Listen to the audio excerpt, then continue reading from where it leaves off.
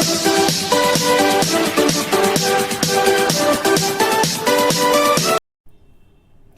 my dear students, my name is Alisha and I welcome you to Success Blueprints. आज का जो हमारा video है it is about mountains and mountain ranges in MP. MP में बहुत सारी ranges है माउंटेन्स की जो इम्पोर्टेंट है ज्योग्राफिकल टर्म्स के अकॉर्डिंग। उन्हीं माउंटेन रेंजेस को हमें पढ़ना है। कौन सा ऐसा पीक है जो हाईएस्ट है, वो कौन से माउंटेन रेंज में आता है, क्या उसकी ऑथेंटिसिटी है और कितना इम्पोर्टेंट है वो एमपीपीएससी के पर्सपेक्टिव से, वो सारी चीजें आज के वीडियो में हम देखने वाले हैं। तो टाइम वेस्ट नहीं करते और स्टार्ट करते हैं हमारे आज के वीडियो को। ऑल राइट स्टूडेंट्स, जब मैं मध्य प्रदेश की बात करती हूँ तो मध्य प्रदेश में बहुत सारे माउंटेन्स और माउंटेन रेंजेस हैं, ठीक है। लेकिन इनमें से सबसे इम्पॉर्टेंट जो हैं वो है सतपुड़ा और विंध्याचल। ये यहाँ पे मेजर माउंटेन रेंजेस हैं और इन्हीं माउंटेन रेंजेस के अंदर आपको बहुत सारे माउंटेन्स और उनके पीक्स देखने को मिलते हैं, ठीक है। तो एक एक करके हम सतपुड़ा और विंध्याचल के बारे में बात करते हैं। जब सतपुड़ा की बात आती है तो ये साउथवर्ड में लोकेटेड है, southward of what, river Narmada, ठीक है। तो रिवर नर्मदा के साउथ में सतपुड़ा हमें देखने को मिलेगा। ये सदर्न बाउंड्री बनाता है एमपी की एंड एट सम लोकेशंस ये हमें एमपी और महाराष्ट्र को सेपरेट करता हुआ भी दिखता है। तो साउथ में है सतपुड़ा नर्मदा रिवर के। सतपुड़ा के 3 पार्ट्स हैं। पहला है राजपीपला, दूसरा है मैकाल और तीसरा है महादेव, ठीक है। तीसरा है महादेव। महादेव में ही आपका पचमणी आता है जहाँ पे धूपगढ़ है और धूपगढ़ जो है वो हाईएस्ट पीक है एमपी की। इसकी हाइट है 1315 मीटर्स, जो सबसे हाईएस्ट पीक है, ठीक है। सतपुड़ा सीरीज में ये तीनों पार्ट्स आते हैं, तो ये हमको ध्यान रखना है। जब हम इन पार्ट्स के बारे में पढ़ते हैं तो Satpura series central highest part है सतपुड़ा मैकाल रेंज का। महादेव सीरीज में आपका पचमणी और धूपगढ़ आता है। As I already told you कि ये हाईएस्ट पीक है एमपी की। इसके अलावा एक और इम्पॉर्टेंट थिंग यहाँ पे ये है कि ये जो तवा नदी है उसका ओरिजिनेशन भी महादेव सीरीज से ही हुआ है। मतलब तवा नदी कहाँ से बनती है? महादेव सीरीज से। तीसरा है मैकाल रेंज। मैकाल रेंज में आपको 3 चीज़ें याद रखनी है। पहला तो ये कि ये ईस्टर्न एक्सटेंशन है सतपुड़ा का, मतलब सबसे ईस्ट साइड पे ये आपको देखने को मिलता है। फिर ये हाफ मून शेप का है, ठीक है। जैसा कि हमने यहाँ पे देखा था, ये जो है ये कुछ इस तरीके से इसका शेप बनता है, तो ये हाफ मून शेप्ड है। ये एक वॉल्केनिक प्लेटो है, मतलब आपको यहाँ पे वॉल्केनोज देखने को मिलेंगे, ठीक है। वॉल्केनिक इरप्शंस भी डेफिनेटली यहाँ होते ही होंगे। अब यहाँ पे जो हाईएस्ट पीक है वो अमरकंटक है, 1127 मीटर्स। अब यहाँ पे हमें बिल्कुल भी कंफ्यूज नहीं होना है। ये 2 चीज़ें हैं। अगर कोई आपसे पूछता है एमपी की हाईएस्ट पीक क्या है तो वो धूपगढ़ ही कहलाएगी। लेकिन अगर ये पूछा जाता है कि मैकाल सीरीज की हाईएस्ट पीक क्या है तो वो अमरकंटक आएगा। लास्ट टू लास्ट ईयर ये क्वेश्चन भी आया था कि एमपी की हाईएस्ट पीक मैकाल सीरीज में कौन सी है। कई लोगों ने धूपगढ़ मार्क किया था, जिनका आंसर गलत भी हो गया था। तो आपको ध्यान रखना है कि मैकाल सीरीज में आपकी हाईएस्ट पीक अमरकंटक रहेगी, नॉट धूपगढ़।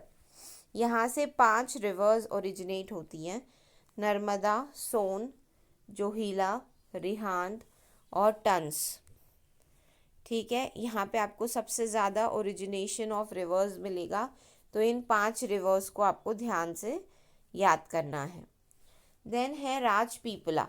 राजपीपला, जैसे कि मैकाल ईस्टर्न एक्सटेंशन था, राजपीपला वेस्टर्न है, ठीक है। ये बुरहानपुर से पास होता है और यहाँ पे बहुत सारी हिल स्टेशंस भी हैं, जैसे कि आखारानी, बड़वानी, बैजागढ़, असरगढ़, ये 4 हिल्स आपको यहाँ पे देखने को मिलेंगी।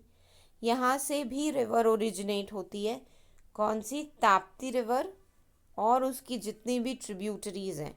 जब हम रिवर्स के बारे में पढ़ेंगे तो हम अच्छे से पढ़ेंगे अबाउट कि ताप्ती की कौन कौन सी ट्रिब्यूटरीज हैं।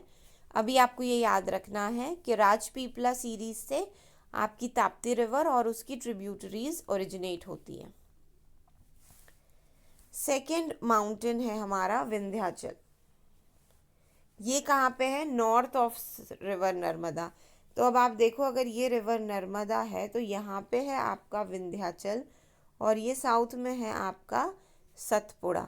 तो ये दोनों एक दूसरे के पैरेलल हैं, ठीक है। ये स्टेट के मिडिल से जाता है और इंडिया को एज अ होल 2 हिस्सों में डिवाइड करता है, साउथ और नॉर्थ इंडिया। इसकी जो हाइट है वो सतपुड़ा से काफ़ी छोटी है, ठीक है। दैट इज़ द रीज़न कि उसकी हाईएस्ट पीक जो है वो धूपगढ़ आपको सतपुड़ा में मिलती है। लेकिन ये भी ध्यान रखना है कि ये हिमालय से भी पहले का माउंटेन माना जाता है, ठीक है। और अरावली जो है, अरावली कहाँ पर है? राजस्थान में अरावली माउंटेन्स होते हैं, वहाँ पे उनको ये एडजॉइन करता है अपने वेस्ट में, ठीक है। देन यहाँ पे आपको ये भी मिलेगा कि यहाँ पे बहुत सारी हिल्स हैं, ठीक है, ईस्ट में, नॉर्थ ईस्ट में। तो अराउंड 960 किलोमीटर्स तक ये फैला हुआ है, कहाँ पे? नॉर्थ ईस्ट के साइड पे। और 915 किलोमीटर्स तक ऊंचा है ये। इसके अलावा यहाँ पे जो नॉर्दर्न स्लोप है इसका, उस नॉर्दर्न स्लोप से रिवर्स फ्लो करती हैं। किसकी ट्रिब्यूटरीज? चंबल की। काली सिंध, पार्वती, बेतवा और केन, ये 4 ट्रिब्यूटरीज यहाँ से फ्लो करती हैं। विंध्यान एक टेबल लैंड है, ठीक है। टेबल लैंड क्या होता है? कोई भी ऐसा एरिया जो ऊंचाई पर है लेकिन फ्लैट है, तो यहाँ पे उसको मतलब उसको हम प्लेटो भी कह सकते हैं, जो ऊंचा है लेकिन फ्लैट सर्विस है। तो यहाँ पे भी विंध्यान टेबल लैंड जो है वो एक प्लेटो है जो सेंट्रल पार्ट में बनता है। मतलब प्लेटो वाला हिस्सा जो है विंध्याचल का वो सेंटर पार्ट पे बनता है। अब सेंटर पार्ट पे बनता है तो उसमें कौन सी सिटीज़ आती हैं? भोपाल और इंदौर यहाँ पे आती हैं। हमने ये डिस्कस ऑलरेडी कर लिया है कि विंध्याचल सबसे पुराना है, तो जब हिमालय से भी पुराना है तो एमपी का सबसे पुराना माउंटेन रेंज भी विंध्याचल ही कहलाएगा। विंध्याचल के कुछ सब रेंजेस भी हैं जो भांदेर और कैमूर है, इसके बारे में अभी हम पढ़ेंगे। विंध्याचल वेस्ट टू ईस्ट जो है वो एक्सटेंशन है उसका। तो वेस्ट में वो कौन से माउंटेन से मिलता है? अरावली से, जो कि राजस्थान में है, हमने पहले ही डिस्कस कर लिया। और ईस्ट की जब मैं बात करती हूँ तो बिहार का जो माउंटेन रेंज है पार्श्वंत, तो ये पार्श्वंत से जाके एडजॉइन करता है, तो इसका एक्सटेंशन वेस्ट टू ईस्ट रहेगा, अरावली टू पार्श्वंत। ये भी हमें याद रखना है। अब जैसे कि सतपुड़ा में बहुत सारे कंपोनेंट्स थे, वैसे ही विंध्याचल में भी हैं। पहला है भांदेर सीरीज़। याद रखना है कि भांदेर सीरीज़ से ही विंध्याचल की शुरुआत हुई है। ये ईस्ट में है और यहाँ से विंध्याचल स्टार्ट होता है। मतलब अगर ऐसे है विंध्याचल तो ये भांदेर सीरीज़ का स्टार्टिंग पॉइंट है। फिर सेकंड है आपका कैमूर सीरीज़। ये नॉर्थ है बांधेर का, मतलब अगर बांधेर ये है तो यहाँ पे कैमूर लाए करेगा कहीं, ठीक है।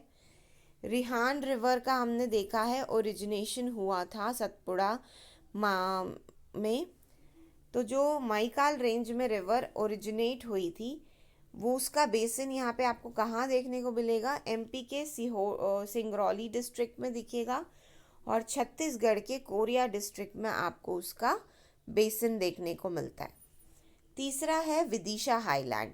विदिशा हाईलैंड में आपको एक सबसे इम्पॉर्टेंट चीज़ जो ध्यान रखनी है वो ये है कि यहाँ पे बेतवा रिवर ओरिजिनेट हुई है। कहाँ पर? विदिशा हाईलैंड के कुमार गांव में, जो कि रायसेन डिस्ट्रिक्ट में है। तो बेतवा रिवर का ओरिजिनेशन विदिशा हाईलैंड में हुआ है। एंड लास्ट है जानापावा के पहाड़। जानापावा माउंटेन्स जो है वो मऊ इंदौर में है, और यहाँ पे चंबल रिवर ओरिजिनेट होती है। ये क्वेश्चन भी एग्जाम में आ चुका है कि चंबल रिवर का ओरिजिनेशन कौन से माउंटेन्स से होता है, या वाइस वर्सा भी आ सकता है कि जानापावा माउंटेन्स में से कौन सी रिवर का ओरिजिनेशन हुआ है। तो ये भी आपको याद रखना है। इसके अलावा ये तो दो बहुत मेजर माउंटेन्स थे। इसके अलावा दो और माउंटेन रेंजेस हैं जिनके कुछ पार्ट्स हमारे एमपी में भी हैं। पहला है अरावली माउंटेन्स। वैसे तो ये राजस्थान में लोकेटेड है मेनली, लेकिन कुछ पार्ट्स जो हैं इसके वो मालवा प्लाटो में आपको देखने को मिलते हैं, वेस्ट साइड पे। ठीक है, north west side of Malwa Plato पे ये इसके कुछ पार्ट्स आपको देखने को मिलते हैं। इसमें आपको और कुछ भी ज़्यादा याद करने की ज़रूरत नहीं है, क्योंकि ये एमपी में बहुत ज़्यादा लोकेटेड नहीं है। सिमिलरली आपका दंडकारण्य बस्तर माउंटेन सीरीज़ है। ठीक है, ये इसमें भी आपको ज़्यादा कुछ याद नहीं रखना है, क्योंकि सिर्फ ये है कि आपका इसको मंडला जबलपुर में ये माउंटेन जो है वो नॉर्थ वेस्ट पॉइंटर उसका एक्सटेंडेड है। That's it. अगर कभी आ जाता है कि दंडकारण्य बस्तर माउंटेन सीरीज़ जो है वो एमपी में कहाँ देखने को मिलता है, तो वो होगा मंडला जबलपुर।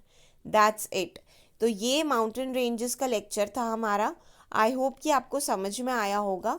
ठीक है, कोई डाउट अगर आपको होता है तो आप प्लीज़ कमेंट सेक्शन में लिखें, जिससे कि हम उन सारे डाउट्स को सॉल्व कर सकें।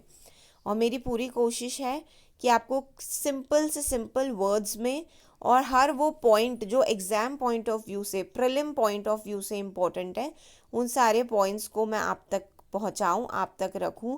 आप भी कोशिश करिए कि इन फैक्ट्स को जल्दी से जल्दी याद भी करो और ज़्यादा से ज़्यादा रिवाइज करो। इससे ये होगा कि जब आप मेमोराइज़ करोगे इन चीज़ों को और ये याद रहेगी, तो आपको एग्ज़ाम में भी डिफ़िकल्टीज नहीं आएंगी। बाकी will see you in the next video. तब तक आप अच्छे से पढ़ाई करते रहें, and all the very best.